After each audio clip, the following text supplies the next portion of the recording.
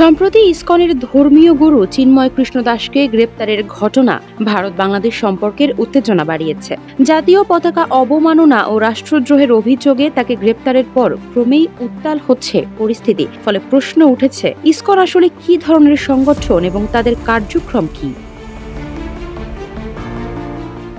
ISKCON মূলত ধর্মীয় ও আধ্যাত্মিক কার্যক্রম পরিচালনার একটি সংগঠন।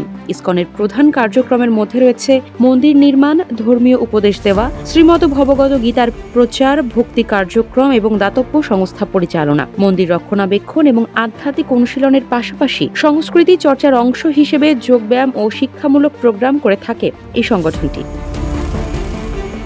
ভারতে ব্যাপকভাবে কার্যক্রম পরিচালনা করলেও ইসকনের জন্ম কিন্তু ভারতে নয়। 1966 সালে যুক্তরাষ্ট্রের নিউ ইয়র্ক শহরে গঠিত হয় ইসকন। সংগঠনটির প্রতিষ্ঠাতার নাম অভয় চরণা রবীন্দ্র ভক্তি বেদান্ত স্বামী প্রভুপাদ। তবে তিনি ভারতে কোনো হিন্দু শিক্ষালয়ে বিদ্যালাভ করেননি।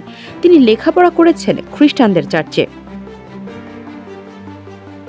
এদিকে চট্টগ্রামে আইন শৃঙ্খলা রক্ষাকারী বাহিনী ও আইনজীবীদের সঙ্গে সম্মিলিত সনাতনী জাগরণ জোটের মুখপাত্র চিন্ময় কৃষ্ণ দাস ব্রহ্মচারীর অনুসারীদের সংঘর্ষের সময় আইনজীবী হত্যার প্রেক্ষাপটে 3টি মামলা হয়েছে।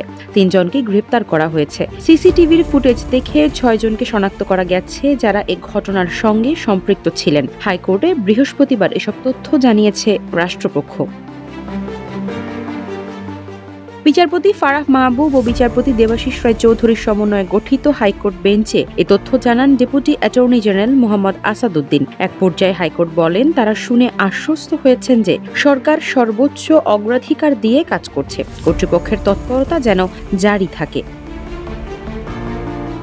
এর আগে আন্তর্জাতিক সংগঠন ইসকনকে নিষিদ্ধ ও রাষ্ট্রীয় আইন কর্মকর্তা অ্যাডভোকেট সাইফুল ইসলামকে হত্যাকারীদের বিচারের আওতায় আনার জন্য বুধবার লিগ্যাল নোটিশ দিয়েছেন বাংলাদেশ সুপ্রিম কোর্টের 10 আইনজীবী।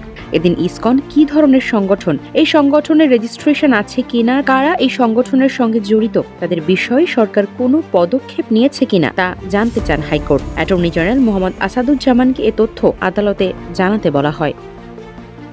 আফসারা নাজ, নিউজ ডেস্ক, ইত্তেফাক।